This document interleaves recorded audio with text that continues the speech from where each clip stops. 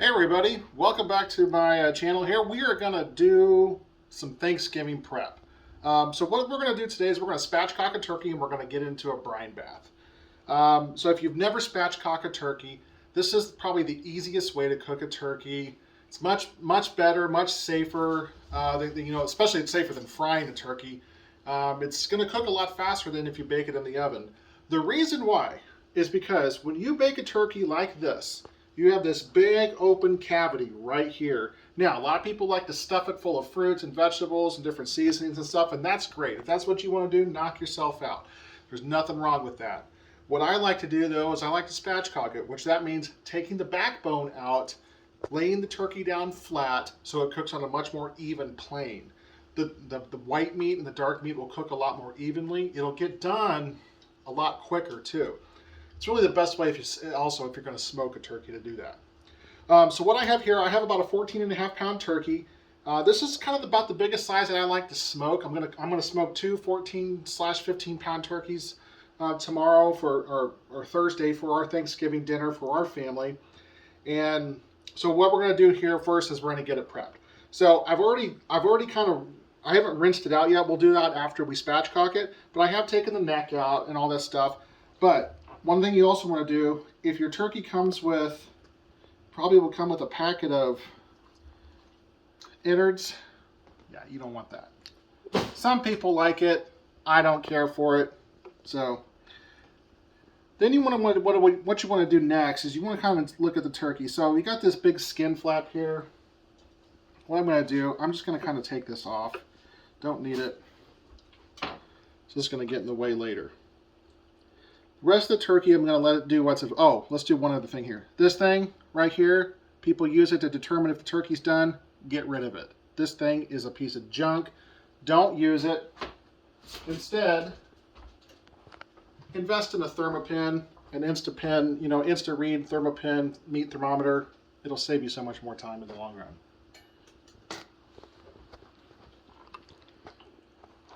Okay, we're going to turn it over. We're going to look at the backbone here. I'm going to kind of spread the legs out just a little bit. I'm not going to do that quite yet. All right, what we're going to do is we're going to take the backbone out. For this job, you need a pair of heavy-duty poultry shears, not kitchen shears. I tried to do this with kitchen shears one time, and I almost broke my hand. You need heavy-duty poultry shears. These are OXO Good Grips. Bought these on Amazon about 5 years ago, and they have been done really well. Okay, so the first thing you're going to do is you're going to find the backbone, which is right here, right down the side. And what we're going to do is we're going to take our poultry shears and we're going to snip all the way through this right next to the backbone here. It's going to be a little tough. It's a lot easier to do on a chicken because chickens are a lot smaller. So find the backbone right here. Make our first cut. And the skin is pretty tough, so you're going to have to kind of deal with it at the same time. Just come in here, use 2 hands if you need to. Down here by the thigh bone it gets a little tricky. Just use a little bit of elbow grease. If you're finding like I'm doing here that it's a little tough, just kind of reposition your shears and just keep going. And it'll do this because these things have to be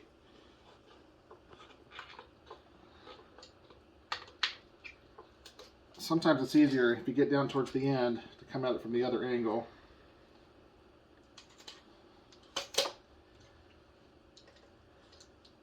There we go.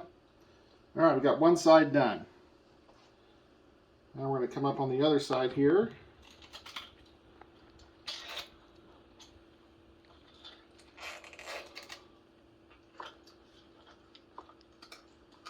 Now the purpose of doing this, like I said, is to speed up the cooking process. And the second side here is going to be a little tougher, just because you don't have the same leverage.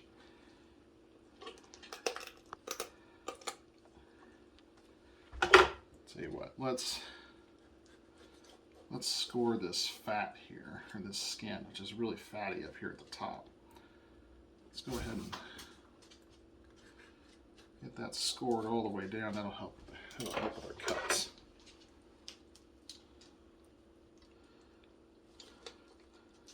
Anytime I'm doing any kind of prep in here, my dog is always right next to us on the floor, ready for something to drop. She always knows when I'm in here doing something with meat. Okay.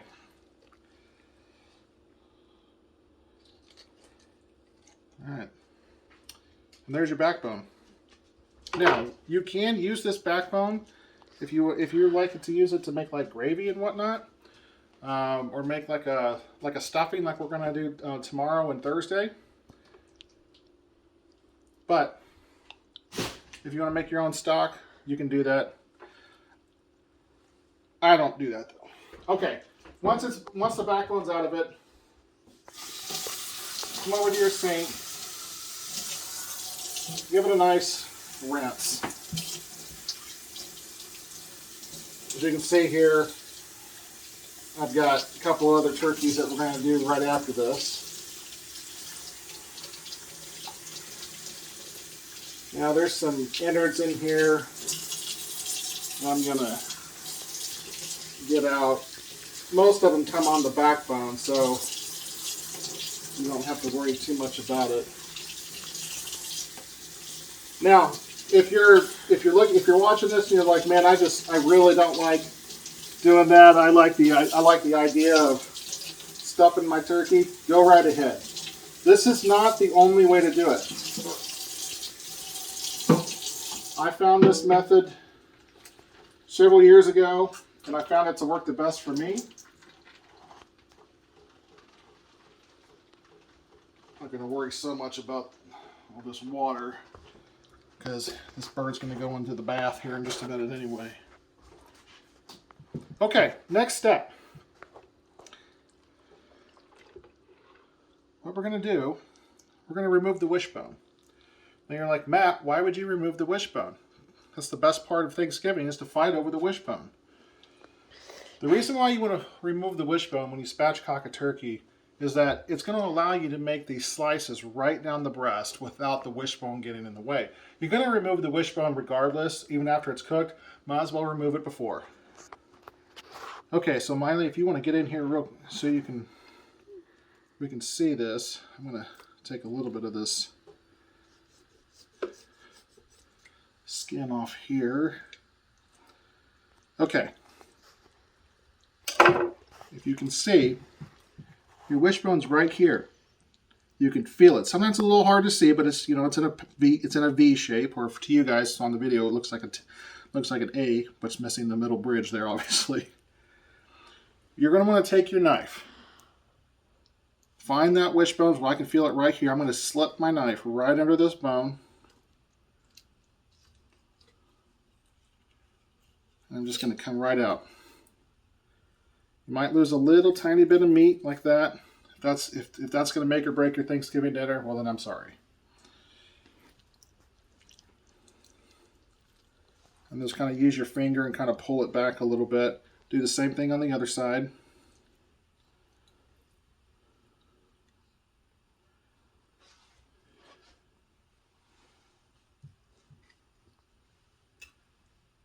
Just got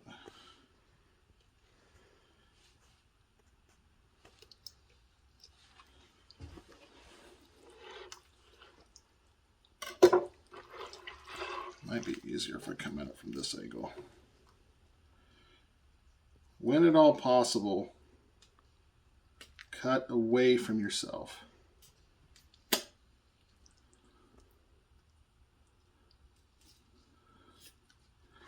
There's enough accidents on Thanksgiving with people blowing up their houses by frying turkeys. You don't need to slice your finger off by cutting at you. Sometimes people feel like they have a better control over the knife if they slice towards themselves, and I get it. I'm the same way. Okay. So now I'm going to take the knife here. I've got most of the wishbone removed, but we got to get, and this is where I am because I need a little bit of leverage here. Just make a little bit of cut. I'm going to take this wishbone, I'm going to twist it and pull. There we go. That's how you remove a wishbone before you cook it.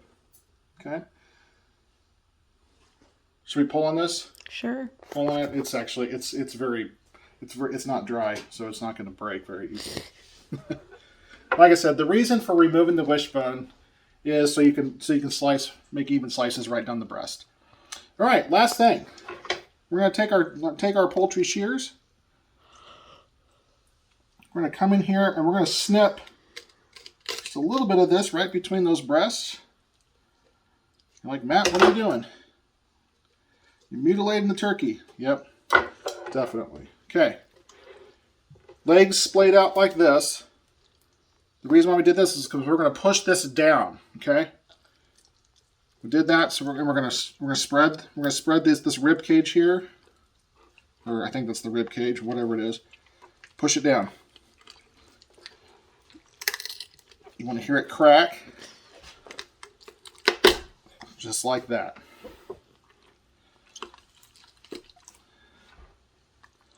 Okay. And then come in with your hands and separate the skin on the breasts. Just get your hand under there, just kind of loosely. There's a really thin membrane in there. Just kind of break that membrane. You don't want to break the skin, but you want to try to free up this membrane. Turkey skin is really tough, and it's a lot more forgiving than chicken skin. You do this on a chicken, you're going to rip right through it. So you have to be much more careful. And I do the same thing here. Just kind of pull here on the legs here and the thighs. Just kind of pull it back a little bit, pull it down, and then just pull it right back up. We're just doing that so when we brine it, the brine solution can get all the way to the meat, and it doesn't have to penetrate the skin as much, which will inhibit the brine. Okay. Yeah, there's some. That one's got a little extra membrane in there. Okay. All right. Once you kind of get that membrane kind of loosened up, just kind of look at your turkey here. I'm not going to do too much to it right now. When we cook it, we will cook it like this. Actually, I want to go down a little further in here. There we go. Just needed a little extra. When you cook it, and we'll do a video on this tomorrow. Actually, no, on Thursday. Not tomorrow. Tomorrow is Wednesday. When we're going to cook it, we'll season it up, and we'll tuck these wings underneath the breast here so it kind of gives it a little more uniform shape. Okay. Next thing we're going to do is I'm going to get the second turkey prepared, and then we're going to do the brine bath, and we'll be right back in just a minute. All right, so we are back here. A little bit, I went ahead and prepared the other turkey. So one thing I want to get a shot of here. So this is called a briner bucket. Now, you can use any food grade or any plastic bucket, like a 5-gallon bucket that has food grade plastic. What I mean by food grade plastic is, so if you go to like Home Depot or Lowe's or Westlake or something like that, and you buy a 5-gallon bucket that people use for painting, check with the people that work there. Make sure the plastic is food grade plastic. Some of it is, some of it's not. I'm not an expert at it to tell you what plastics are and what plastics aren't, but the people at the store should be able to help you, or you can obviously get on Google and search it yourself. But you could take all the guesswork out and get this thing. It's called the briner bucket. This is a 5-gallon briner bucket. I can brine 2 turkeys at one time in here. That's why I usually stick with medium turkeys, because it's easier to get 2 in there. So I've already got the one in here, and I put it breast side down, leg side up. So now we're going to come in here with the second one. And I want to make sure I get them both in here, so I kind of get them side by side.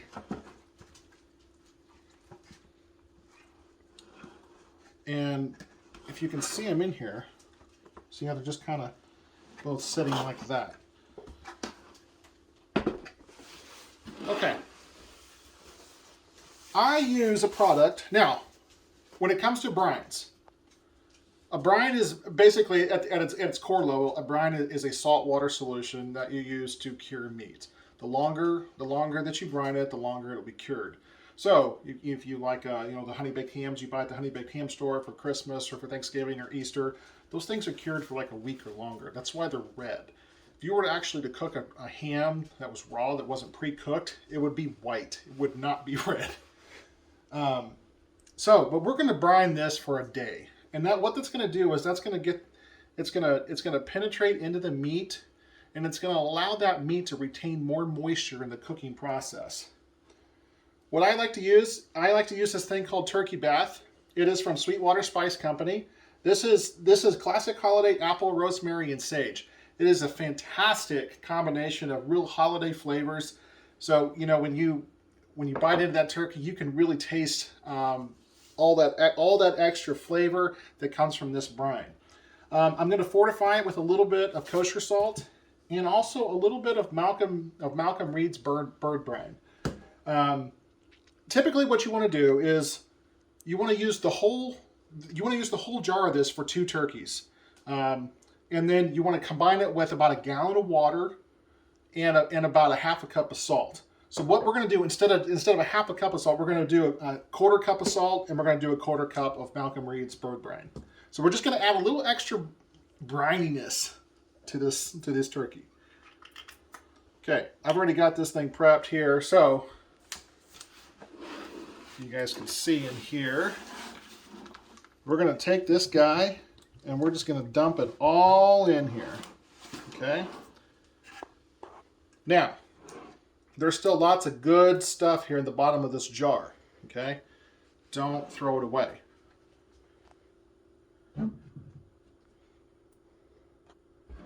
Okay? We're going to come back here. A gallon, 8 of these.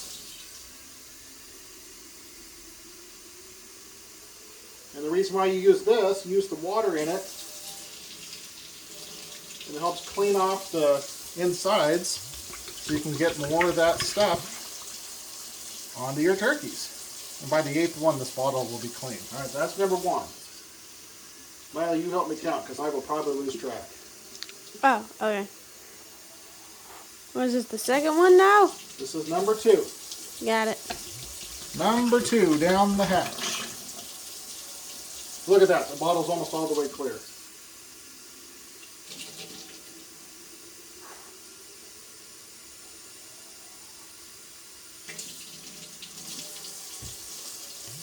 This is number 3. Now we're going to stop here at the halfway point, and we're going to add our salt and stuff, and then we're going to finish up with the rest of the water. 4.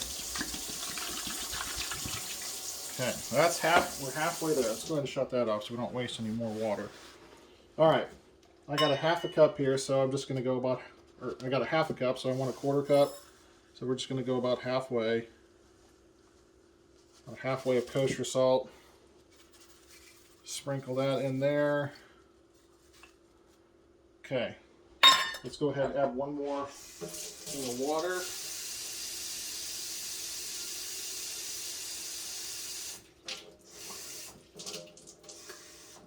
I will probably add a little extra salt, just because there's 2 turkeys in here. Okay, that's 5. Now let's go ahead and add our, I need to shake this up.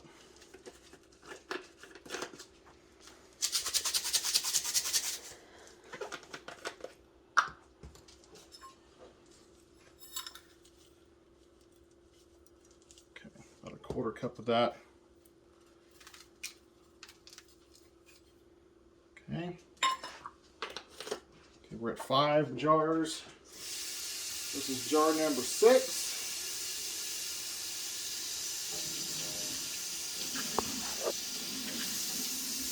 Jar number 6 down the hatch.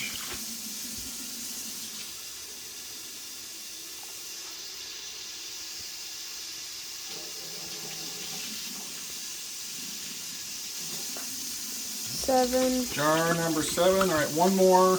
We might do a little extra because I got to get enough water to cover the birds. We'll see if we can adjust here. All right, number 8. All right, so we're pretty close to the top. See if we can get it to. All right, I'm gonna use a little extra water. I need a little extra water to cover the top of those birds.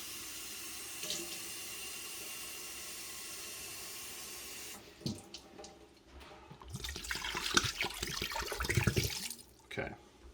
We're going to come back in with just a little more salt.